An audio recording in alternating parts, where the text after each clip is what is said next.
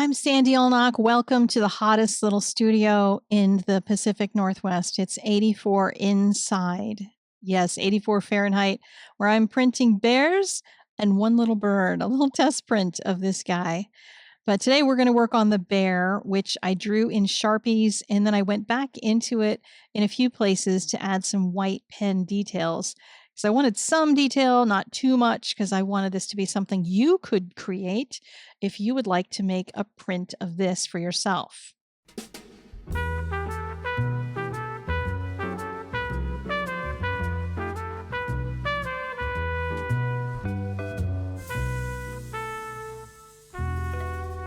This is part 2 of the Getting Started with Block Printing series. The other was easy block printing using erasers. Yes, pink erasers. This one is going to be a small linoleum block. This is 4x6. And it's a bear that I drew. I got the bear from one photo, the tree from another, and decided to put them together because I wanted this to be something that you could create. And we're going to start by carving the tree because it's incredibly forgiving. It's just these like crazy tree shapes with the bark, and you can get some practice on that with your tools. I know a lot of people bought the tools for one thing or another, whether they bought them for the erasers or thinking they were going to do lino prints, and then they were like, I can't think about positive, negative. I just can't, like my brain doesn't go there. And that's fine. I can teach you how to do that. That's part of the reason there is a 30 days of pink eraser carving, because we're going to talk about that a lot. In this one, I tried to keep the two elements of this different from each other. So the bear is mostly solid with a little bit of detail, and the tree has a lot more air and a lot more light coming through it, so that the two separate in the drawing so they don't end up looking like they all mush together. And then I'm trying to simplify the shapes. Originally, I colored the whole bear in black, thinking I might do just a silhouette-ish of him. And then I decided, no, I wanted to have more in there. So I used that white pen to add some of these fur details. And we'll keep those in the lino cut. I'll show you kind of how I did it, how I approached it. There's other approaches too. So if you're learning from someone else here on YouTube or elsewise, feel free to use whatever techniques you'd like. But the link to go get this picture is over on in the doobly-doo down below. So it's the product itself is a free product on my website. So you can grab that if you wish. So I'm going over all of this with a soft pencil. This is a 6B. And you want a soft pencil because you want this to be able to transfer to the linoleum, because linoleum is thick and you can't see through it. You can't use a light box with it. And I know some people use like graphite transfer paper, but I don't find that super helpful here. I prefer to do it this way with tracing paper. So this is a SpeedyCarve block that I'm going to be using. There's different kinds of linoleum. There's soft ones, there's hard ones, there's mounted ones, there's all different kinds of stuff. So each one has its place, but this one is just inexpensive and nice and simple to use. So I'm using a spoon to smooth everything out and press that graphite from the other side of the paper into the linoleum block. Oh my goodness, am I going to have to say that a bunch? I am, aren't I? So I'm going to press it into the lino block, and that's going to transfer some of that graphite to it. It's going to be a little soft, so I'll also use a pen, but this is a great way to make that kind of a transfer because it looks pretty much just like the sketch did. So doing the sketch correctly is an important part of that. So then I got my fat Sharpie, and I find that if I use a really thin Sharpie, like the ultra fine or something, then I can't really carve those lines easily. When you're starting out, and I shouldn't say I'm starting out necessarily because I did a lot of lino in college back in the day, but I'm out of practice with my skills, and I didn't feel like, using teeny tiny detail in this first one to show you, because that can be really frustrating. It's really easy when you're working with small details to just accidentally whack something off. And by the end of this, you'll see there's a place where I whacked something off in this one, because when you get down to thin lines, that is just a thing that happens. So you need to be real careful. I kept everything thicker, and I recommend you get one of these fatter Sharpies. I'll link all the supplies down in the description down below, but use a fatter one because that's going to at least give you a beefier line to start with. Now you could not draw all these little bits in. You could just draw all that in black and then make up your own lines that you want to use. I'm going to kind of use them as general guidelines to remind me those are the places that I want to put some light, but I'm not really going to be religious about it because when we get to printing, these black lines I'm drawing aren't going to make any difference whatsoever. So here's the place where I realized the things were a little on the crooked side. So I moved the tree over just a bit to try to make it look a little bit straighter, like it's not falling over. I guess a tree can be leaning in a forest regardless. And then I'm going to put in the large black areas, the really dense ones, and those areas are not going to get carved at all.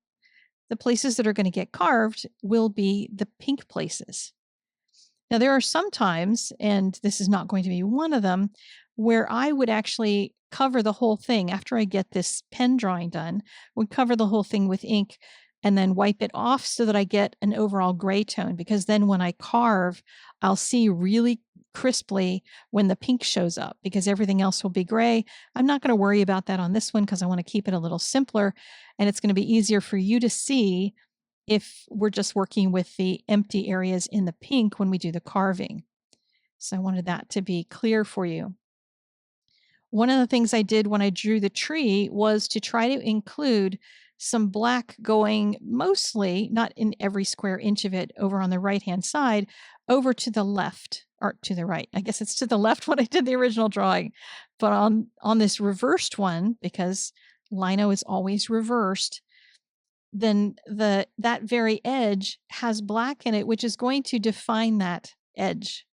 If you don't end up having that edge defined by something, and it doesn't need to be a solid line, but have something over there, then it'll just kind of look like it's floating off in space. But you'll see when we get the prints done that it has just a little more heft on that side, and the light is on the other side of the tree. So there's more open spaces on that side. So bench hooks are something that we used to use when I was in college. This is one that Speedball calls a bench hook and inking plate. I just use it as an inking plate, but you can see it's kind of a Z shape. Sorry about the weird focus there. But what it is meant to do is hang over the edge of your table on one side or the other, and then you can push the block up against the other side. So, if the side facing toward you is hanging over the edge of the table, you can push and the block isn't going to go flying across your table. What I did was make myself something that I'm calling my little modified DIY bench plate. And this is a 13 by 13 inch tile that I got at the hardware store. And it was like $3, I think. And then there's those two bands around the top and the left that I've glued down using some Gorilla Glue. And I can put my print or my block in the corner, and I can push on it all I want, and the thing isn't going to run away. This one is small, so it's not going to matter a whole lot in that. But this one, though, is my little cute mini one that I did, and this is totally DIY. It's another tile. It's just a small one, and I glued on little pieces of cardboard, like from one of those watercolor pads that's really heavy. And I just cut strips and I put them on here glued so that they will hold the two different kind of erasers that I use, the Papermate and the Amazon, because they're different sizes. And when I'm working on these, they're really hard to hold and keep your fingers out of the way so you don't cut yourself. So this will hold them, except when you're going sideways. When you're going sideways, this will lift up a little bit. So you just hold it with one finger, but you can at least cut away from yourself. That's really what you want to do when you're working with these blades, because they are very sharp. And so these are not going to go anywhere. Whenever you're pushing on them going upward, you can just keep working on this and you can turn that little plate around. So, linoleum carving tools. There's two brands that I will go through here. The first one is Flex Cut. I'll be using that for this piece. And I like it so much better because it's easier to put together. It has that slit, and you can just put the blade in the slit. It comes with 4. The other set comes with 5, but the 5th one that's included in the other set is not fancy enough that it's worth worrying about. But the price on this little Speedball one is much, much less, significantly less. Both of them are made in the US. So if that matters to you, they're both US companies. So the Speedball one, I've had trouble with this little bit on the inside. This little piece on the inside, I actually had lost the little piece on one of them. The little one on the left is easy to lose. Don't lose it. Your tool will still work. You just have to jiggle it a whole lot. But the idea is to have this inside the hole, and you want to put your nib in between those two metal pieces. Like, you need to loosen it enough that they jiggle around, and then you can slide it in there. If it's too tight, you won't be able to shove it in there. So you need to kind of make sure that it's loosened. So if you tap it, you'll hear something rattle a little bit. And then you can just grab one of them, you put in the rounded end, stick it in, and you want to shove it as deep in there as you can. Watch your fingers because the blade is sharp. And you want it all the way down. If it doesn't go all the way down, open it up a little looser and push it down. You want it to go all the way down in there, because if it doesn't, it's going to fall off and you might cut yourself. So don't cut yourself. And once it's down there and secure and you can pull on it, it's not going to go anywhere. You're safe to start working with it. You can keep the extra blades inside of it. And if you're going to switch back and forth, you can open it up every time. You can also buy separate handles for both of these. So if you just want a whole set of tools sitting on your desk that are ready to go, you could get those. And I'll link to those in the description too. So let's talk about basic carving with this bear. And again, I apologize to those who watched the other video because I'll be going through some of the other same basic things, but I'm going to do this in real-time chunks so you can see how slowly I do go. The tree is going to be much easier to begin with. So if you've never done any lino cutting before, I'm using the larger of the V-shaped gouges. Gouges, blades, nibs, they're called all those things, depending on who you are and what you call things. But there's, in both sets, there's 2 V gouges and 2 U gouges. The U gouges are round, the V gouges come to a point. And when I'm doing line work, I have found that this one is easier than the tiny V gouge. The bigger one is easier. And it for whatever reason, I get a better line from it. Now, in order to get a varied line like this, I'm lifting up and using less pressure to get a skinnier line. And when I'm on more pressure, I press down just a little bit. Don't go all the way through the linoleum. Don't push that hard. I'm using a little variance in the size of the line, a little variance in the pressure, not massive, because you don't want a hole in this. Once you start carving holes in it, it will get very unstable when you start trying to print. So once I get some of those basic lines that go all the way from the bottom to the top, I can start working on thickening up some areas and breaking up some of these. I don't want stripes in here. I want it to look more like bark. So just going to carve different, different ones. Some are going to connect with the others and that sort of thing. Don't panic about being perfect because it doesn't need to be perfect. It's bark. That's one of the reasons why I did this, because I wanted it to be simple for you to practice on. But it's a great way to just get used to the tools and see what they do. And for each one of these lines, I'm just going nice and slowly. If you start finding that as you get to the end of whatever your line is, that it slips, like you're just, sliding, then you need to just slow that down and watch your pressure. It's certainly more satisfying to get a continuous line, but if you need to just pull up and stop yourself because you feel something getting slippery, that's going to be safer than just plowing on through, because you could cut right through another area in the cut and cut off an ear of the bear and not be able to fix that. because there is no way to recover from things like this. Like once you've carved a piece out, it's gone. And that's one thing that I did on one section, one little tiny piece of this. I proceeded anyway with printing because I'm still very satisfied with it. But yeah, so the ink that I'm going to be using is a waterproof ink, which means I'm going to be able to just toss this in the sink and scrub a dub dub it. So anything that's on here is going to stay, like the Sharpie is going to remain, and the pink of the linoleum is going to go a little bit on the gray side just because I'm going to have all this ink flushing around in it, etc.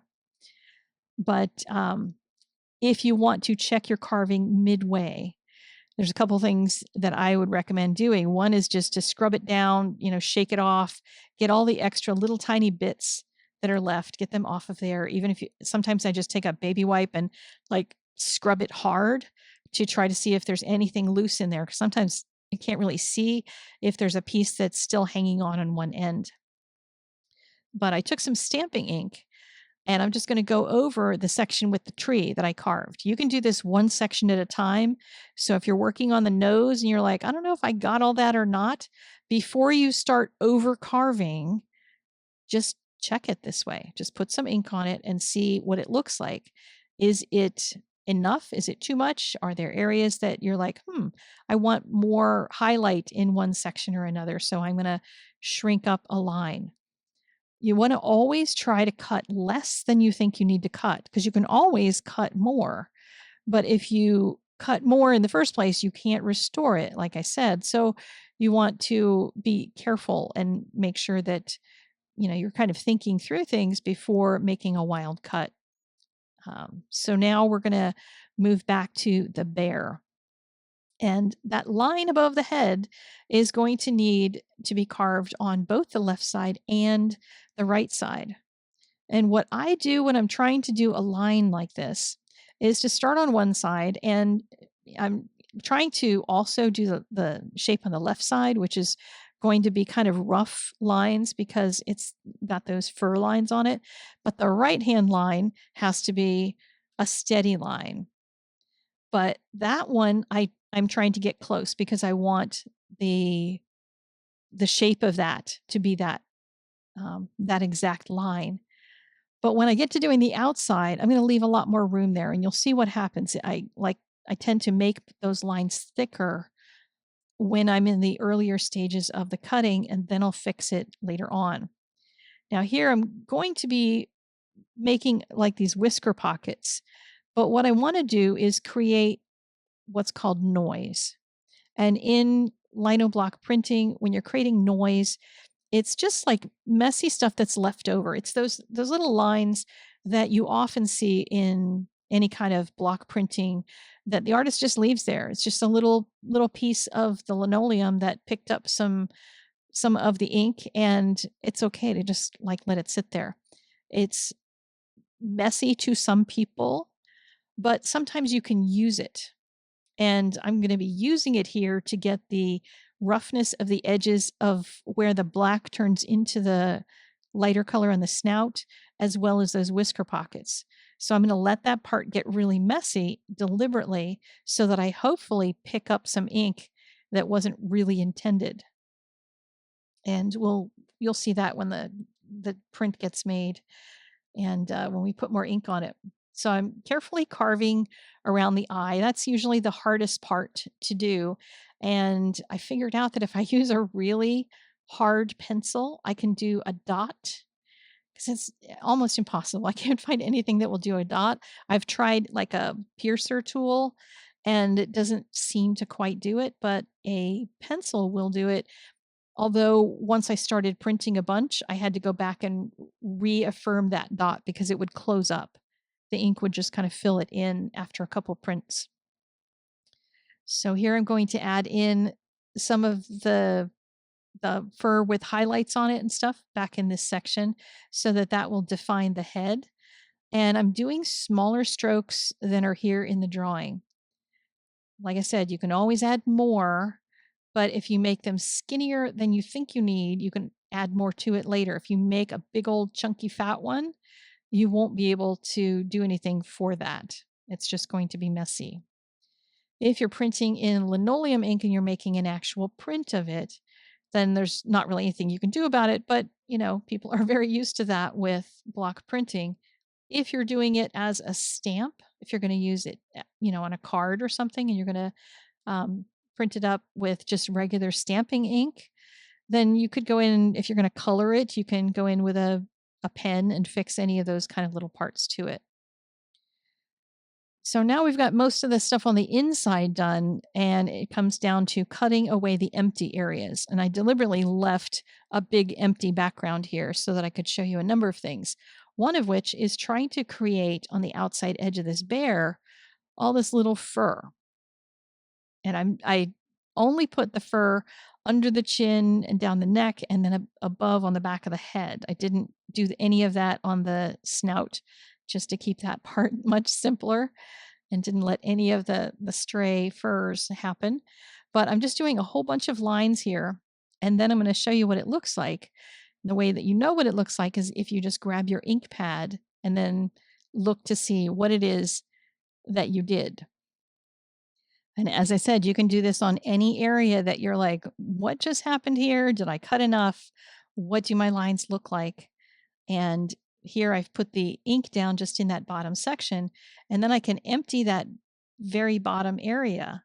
And I'm using the U gouge, the large U gouge to do this because I'm working on a large area and I need to cover a lot of real estate. And so I'm carving that out, and my knife just slipped.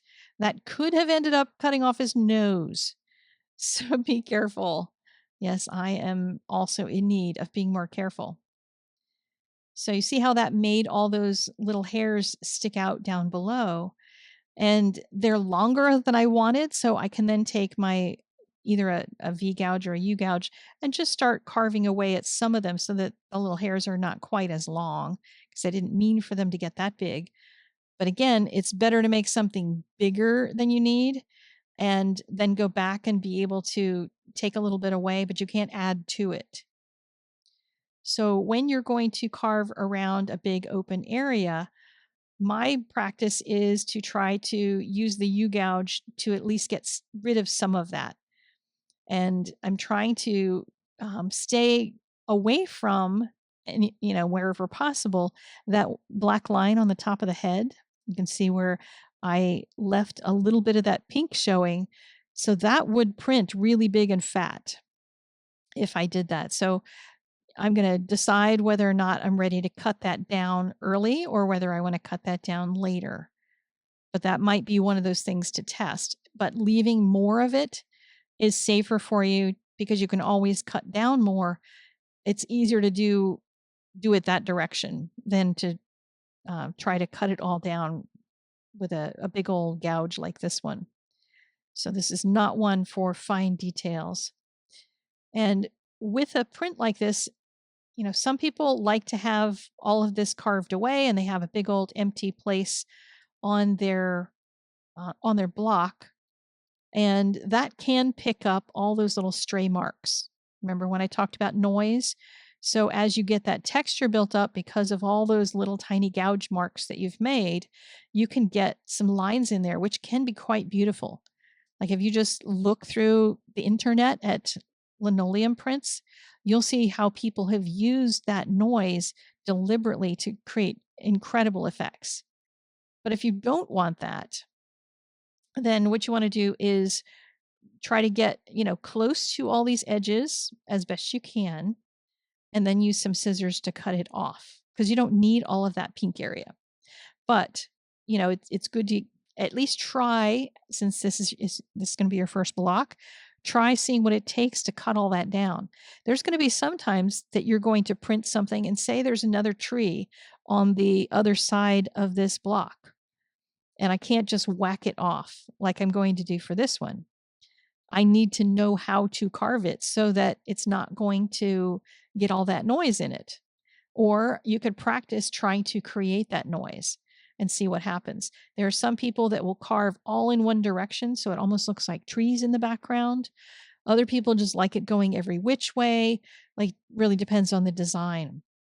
But you can use this piece as practice using with any of the tools and just see what you can carve in there because you'll have this extra bit around the head of the bear.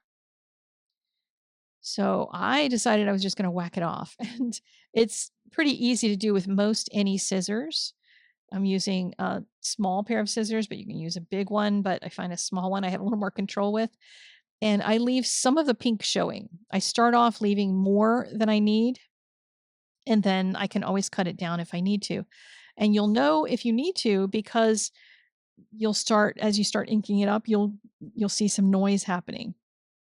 Now you can practice with just inking it up and seeing where the ink lies, or you can print it like, do a test print on a piece of paper with stamping ink before you get out the big ink for making a print out of it. So I'm going to ink up the head and see how that looks and what areas I might need to clean up.